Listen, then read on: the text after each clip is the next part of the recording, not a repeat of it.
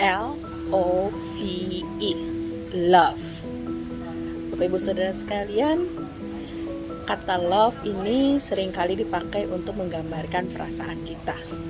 Perasaan yang membuat kita merasa berbunga-bunga, merasa hidup kita begitu indah ketika kita merasa ada seseorang yang mengasihi kita. Tapi Bapak Ibu Saudara, kalau kita mau perhatikan dengan sungguh-sungguh ketika kata L-O-V-E atau love ini dipakai di Alkitab, yang kemudian diterjemahkan dengan kata kasih, maka L-O-V-E ini tidak pernah hanya diterjemahkan sebagai perasaan saja. Ini adalah kata kerja. Kasih adalah tindakan yang nyata, yang dilakukan, yang bisa dilihat, bisa dialami oleh pihak-pihak yang dikasihi. Dan kalau kita melihat Bapak Ibu Saudara sekalian di dalam 1 Yohanes 4, penulis surat 1 Yohanes ini menggambarkan dengan begitu indah bahwa Allah adalah kasih. Untuk kita bisa mengenal Allah, maka haruslah kita hidup di dalam kasih.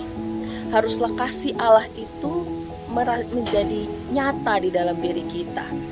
Haruslah kasih Allah itu membuat kita bisa juga menjalani hidup kita setiap hari.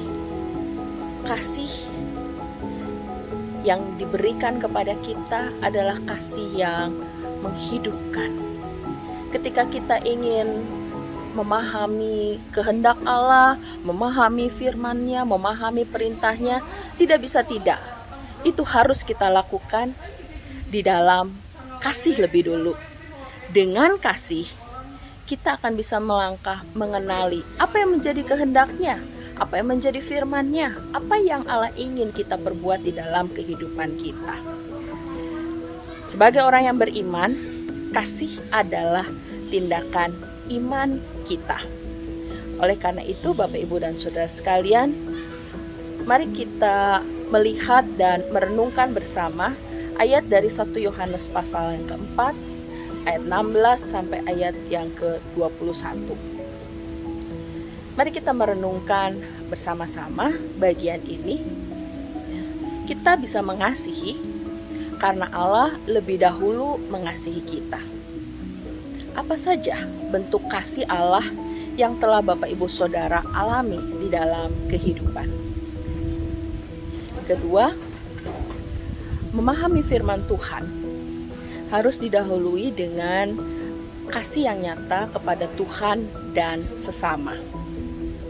Tindakan apa saja yang dapat membuat kita bisa menyatakan kasih itu, kasih kepada Tuhan dan kasih kepada sesama kita.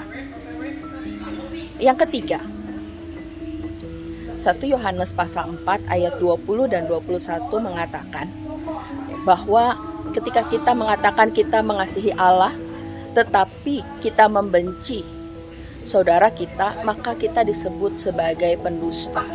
Tentu kita tidak mau untuk disebut sebagai pendusta. Menurut Bapak Ibu Saudara sekalian, apakah kita sudah berdamai dengan saudara-saudara kita, dengan keluarga kita, dan dengan semua orang yang berada bersama dengan kita? Apakah kita sudah menyelesaikan persoalan kita, emosi kita, dan kita menampakkan kasih kita secara nyata kepada mereka?